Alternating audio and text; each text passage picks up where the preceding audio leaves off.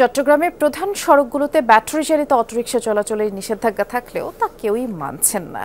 কখনো পুলিশের উপস্থিতিতে, কখনো বা প্রশাসনের চোখ ফাঁকি দিয়ে প্রধান সড়কে উঠে পড়ছে চালকরা। এতে করে প্রায় দুর্ঘটনা ঘটছে।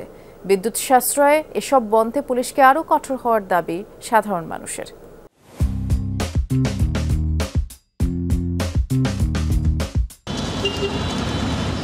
প্রধান সড়কে চলাচলে চলছে নিষেধাজ্ঞা, কিন্তু কে মানছে কার কথা?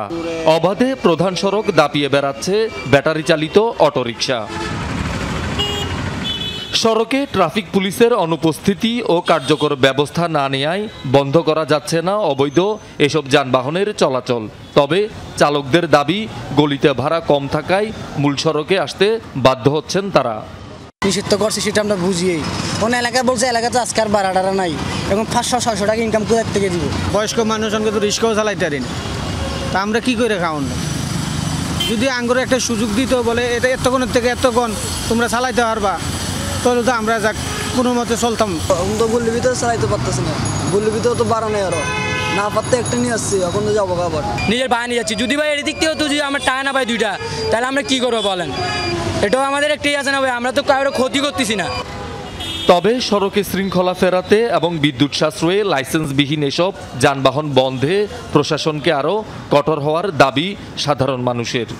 দেখা যাচ্ছে আমরা রাস্তা দিয়ে হাঁটতেছি, চট করে পিছন দিয়ে আসি আর কি একটা বেল দিয়ে আর কি মেরে দিচ্ছে। এটা দেখার মতো তো কেউ নেই। এগুলো চার্জ দেওয়ার জন্য তো বিদ্যুৎ প্রয়োজন, তাহলে আমাদের বিদ্যুতের ঘাটতিটা দেখা দিবে। ওরা বেশিরভাগই দেখা যায় যে আপনার অ্যাক্সিডেন্ট করে রাস্তা পারাপারের সময়, দ্রুত বন্ধ করা উচিত। প্রত্যেক নাগরিকের স্ব উদ্যোগ থেকে যদি আমরা সচেতন হই এবং না চড়ি, তাহলে খুব দ্রুত শীঘ্র এটা বন্ধ হবে।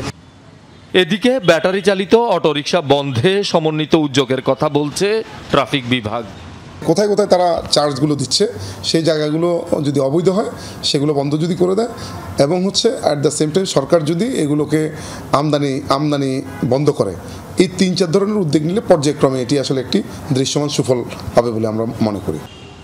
সরকারি অনুমোদন ও রাজস্ব আদায় ছাড়াই চট্টগ্রাম মহানগরের বিভিন্ন এলাকা দাপিয়ে বেড়াচ্ছে প্রায় 50,000 ব্যাটারি চালিত রিকশা।